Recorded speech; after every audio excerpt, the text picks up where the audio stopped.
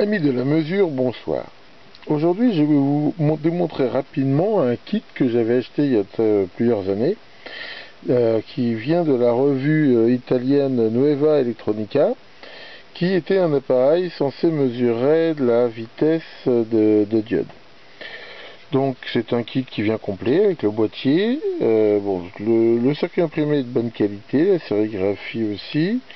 À l'époque, j'avais même mis des composants de meilleure qualité que ce qui était livré avec. On voit que j'ai mis des résistances plutôt des SFR 25, des supports tulip, et ainsi de suite.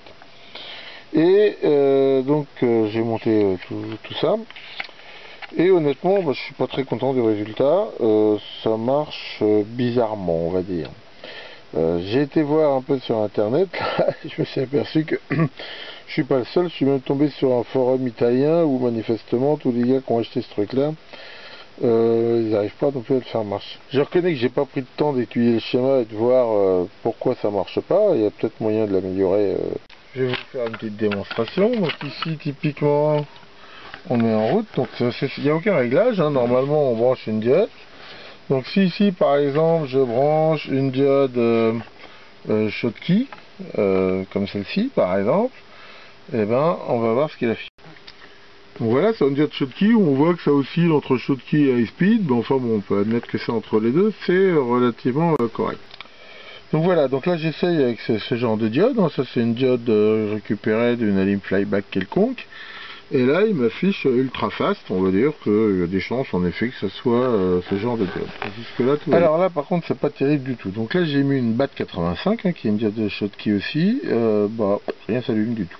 Bon, pas terrible. Continuons. Donc ici, je mesure avec une bonne vieille AN4148. Et là, ça marche bien, parce que la AN4148 et la datasheet la donne pour 4 nanosecondes. Donc là, il est entre 15 et 2, donc là, c'est plutôt correct. Donc ici, j'ai mis une bête diode de redressement. Bon voilà, ça marche bien, il affiche bien. Et donc ici, j'essaye avec encore une batte de 85 d'un autre lot, et par contre, ça marche pas. Donc en fait, ce qu'on peut en déduire, c'est que, avec certaines diodes, ça marche très bien, mais avec certaines, pour une raison que j'ignore, ça marche pas du tout, il n'y a rien qui s'allume.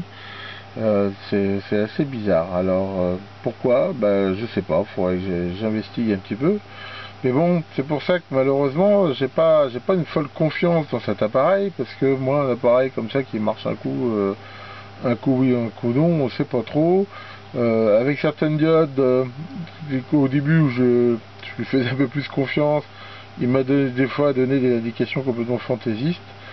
Donc je vais dire que c'est pas qu'il marche pas, mais des fois il donne vraiment des résultats bizarres, ce qui fait que j'arrive pas à avoir une folle confiance dans cet appareil. Pourtant j'ai bien vérifié son montage à l'époque, toutes les valeurs sont bonnes.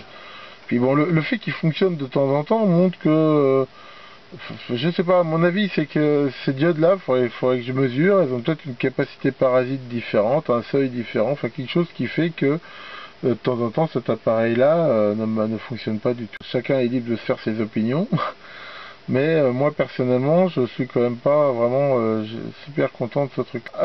Merci beaucoup de votre attention et à bientôt pour d'autres vidéos.